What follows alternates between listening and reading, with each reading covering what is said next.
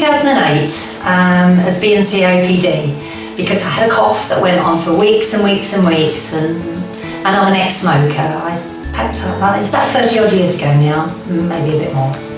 And they just sort of diagnosed me as COPD, so not a lot was done actually at that stage in 2008. I just thought, oh well, it's just one of these things.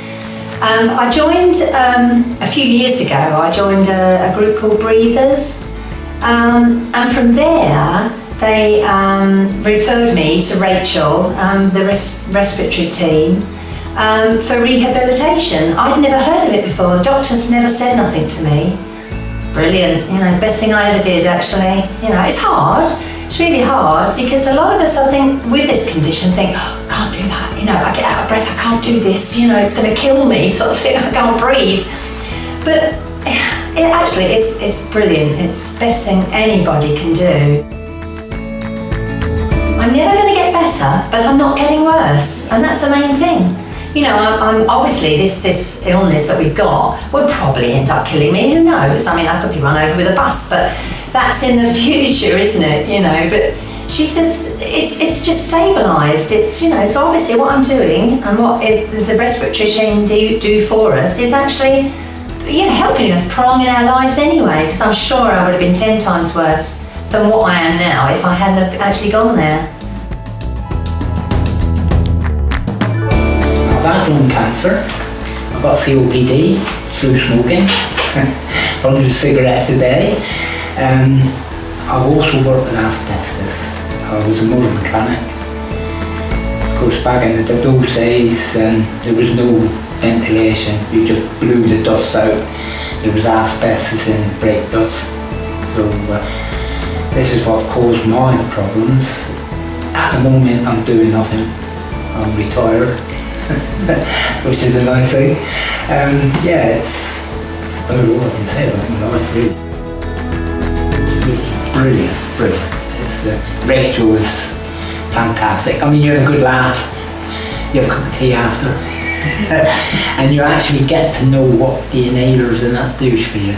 I mean, whereas I didn't before. I mean, it was just take the inhaler and, I didn't know what to do.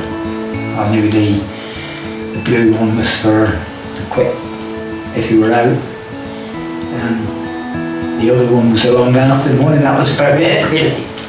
So, I got all the praise I can possibly do. I mean, if anybody got breathing problems, go, because it does help.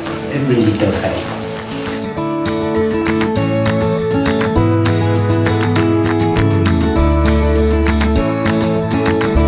My name's Andrea Bone, and I'm 34 years old, and I live in Portperry. I moved down here 7 years ago almost, from Hertfordshire. And I was born with PCD and bronchiectasis, born with PCD, primary celiac dyskinesia, and from that I developed bronchiectasis. Jessica Hicks, I live in Portperry, I'm 30 years old. I've got brittle asthma. There's all different kind of asthmas that you can get. I've got the brittle asthma, which is quite it's kind of under the severe type where it happens so quick. Like I could be fine here 1 minute talking and whatever, and then next minute I could be gone. Like just can't breathe. It could be stress, it could be nerves, it could be anything that can trigger trigger it off. Got referred on my own, so I had, I think, quite a few months with Rachel, just one-on-one. And then she mentioned one day about doing it as a group, because I think she was, quite a few patients, and so yeah, I was fine with that actually. A little bit nervous, obviously meeting new people. And then we had a session, and it all just progressed on from there. Yeah, and bonded quite quickly. It's knowing that you've got the same people that are the same respiratory, or we've all got breathing problems basically, and it's basically the same, and it's nice to know that we can go in and we can talk to friends about it and not being alone.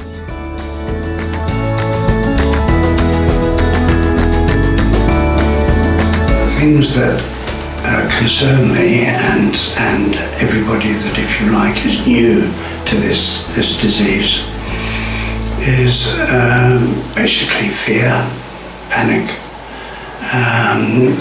not knowing what to do or where to go. We can, of course, go and see our doctors, and they do what they can do, but they don't actually teach you what you've got. They tell you what you've got, but by being taught what we have and what our medicines do and how to control what's going on when things go bad, which happens every 10 minutes, you learn to take ownership of what you're doing, and the fear element slowly dissipates, the despondency dissipates. It doesn't prevent the fact that we're on this journey, but in an everyday sense, we're in control of it, and we can control our breathing. I mean, I can't tell you how the joy of a deep breath is. But we can do that, and we do that within our breathers groups. But it's information we can take home with us, and we can employ when we're in bed, when we're sitting down watching television. We can employ our techniques, and that gives us the control back again, and that's just great.